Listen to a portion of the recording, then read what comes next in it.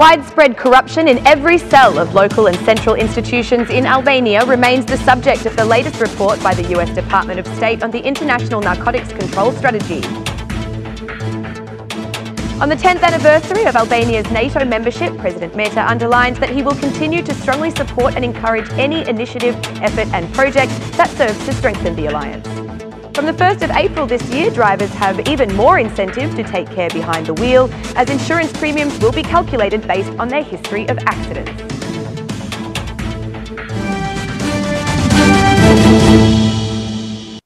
It's 6 o'clock on Friday, the 29th of March 2019. Good evening and thank you for tuning in to RTV Ora's English edition. My name is Alexandra, bringing you the only daily update of the local Albanian news translated into English. The top story for tonight: corruption at every level of the government in Albania is curbing the effectiveness of institutions in fighting narcotics and financial crime. These were the conclusions presented to the US Congress on Thursday through a 2-volume document prepared by the State Department entitled the International Narcotics Control Strategy Report. United States officials announced that Albania remained a source of cannabis production in 2018 and has also taken the role of a transitory country for stronger drugs such as cocaine and heroin originating from South America and Asia. Efforts to eradicate and prosecute cannabis growers have been extensive but uneven, and disrupting the drug trafficking infrastructure that has developed over 2 decades is a challenge. A high rate of unemployment and weak rule of law have created an ideal environment for the organised crime groups driving Albania's drug control problem. Albania's exportation of cannabis and movement of illicit drugs to European markets is a highly lucrative enterprise for drug traffickers. The status quo, which infrequently leads to convictions or imprisonment, is no deterrent for criminals. Albania is, however, moving towards justice reform to prosecute and convict criminals of trafficking drugs by leveraging organised crime affiliation. Prosecutors now combine drug-related charges with organised crime charges, the report stated. Strong criticisms are also expressed in regards to attempts to stop the illegal transfers and money laundering in the financial market. The government of Albania made no significant progress towards thwarting money laundering and financial crimes in 2018. Albania remains vulnerable to money laundering due to corruption, growing organised crime networks and weak legal and government institutions. The country has a large cash economy and informal sector, with significant money inflows from abroad in the form of remittances. Recent justice reforms, vetting of judges and prosecutors for corruption and ties to organised crime, and the creation of a police task force targeting organised crime activities have created a positive trajectory for Albania to address money laundering and financial crimes. These efforts, however, are still challenged by pervasive corruption, concluded the report.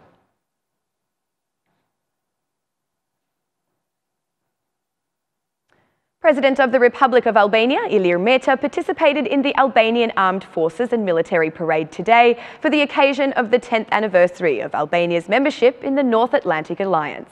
The ceremony and parade were organised in Mother Teresa Square, with attendees including Prime Minister Edi Rama, Defence Minister Olta Gjachka, General Chief of Staff for the Armed Forces Brigadier Bardul Kolchaku, directors of the Ministry of Defence, ambassadors and representatives from 29 NATO member countries.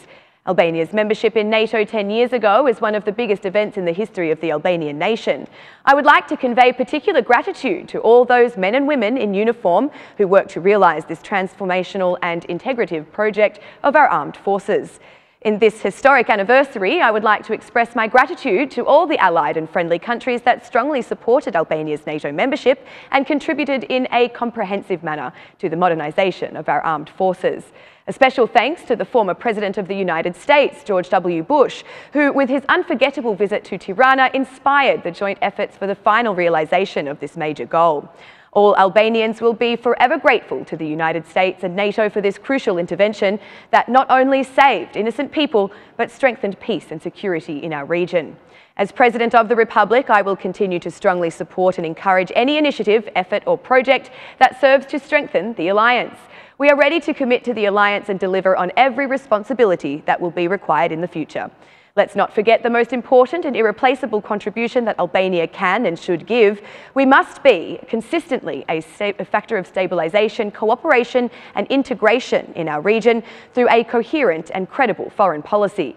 Happy 10th anniversary of Albania's membership into NATO, to our armed forces and all the Albanian people.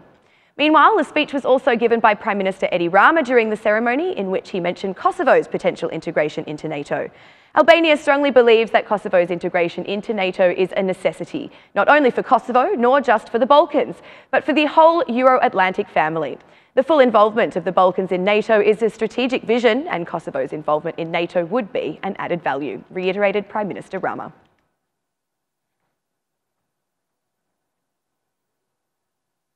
The 1st of April is set to be a historic day for Albania, and it's not an April Fool's joke. This is the date that has been determined for the implementation of the bonus-malus system for vehicle insurance.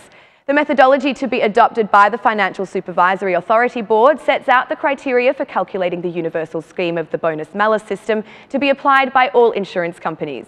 This system will benefit conscious drivers and penalise drivers with a bad history. In all countries where the bonus-malus system has been implemented, it has had the effect of reducing the number of accidents, therefore protecting the lives of citizens and guaranteeing fairer pricing for insurance policies.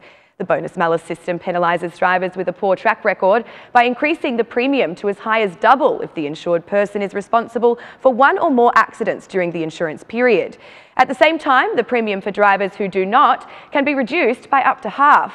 By introducing this system, the aim is to provide further incentive for people to take greater care when behind the wheel.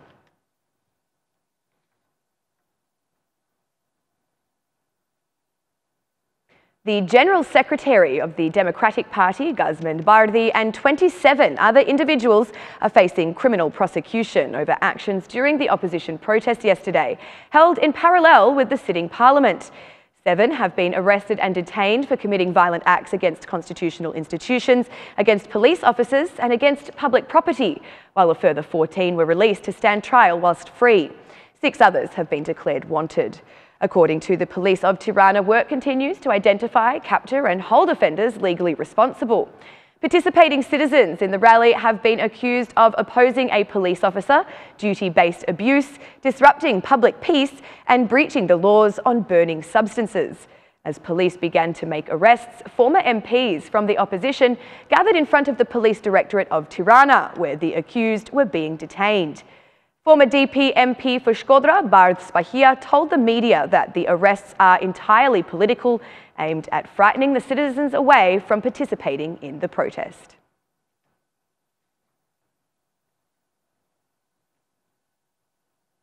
Kosovo has banned all gambling for the next decade in a bid to crack down on crime after 2 casino staff were murdered last week.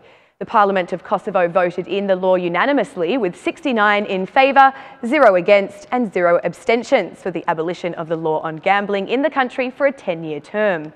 The resolution proposed by the lawmakers of the Democratic League of Kosovo was prompted by 2 killings which took place at casino premises a few weeks earlier, and a petition by the citizens following the events. On Tuesday, the legal initiative was deliberated by the Cabinet, with some criticising the plan as anti-business. Betting on sports in particular has become hugely popular in recent years in Kosovo, which is one of Europe's poorest countries, where unemployment affects around 1/3 of the 1.8 million strong population. Lawmakers against the suspension of gambling argue that the parliamentary decision will affect nearly 15,000 households in regards to the Lottery of Kosovo and around 445 casinos, bingo houses and betting points across the territory, having a $1 million impact on the economic growth of the country. Meanwhile, throughout the past week, authorities have engaged hundreds of political forces, tax administration officers and customs service agents to close down any businesses in violation of the law. The operation so far has resulted in the confiscation of some equipment and machinery used by the subjects, much of which was received by Kosovo in recent months from Albania, where gambling activities have been prohibited since the 1st of January 2019.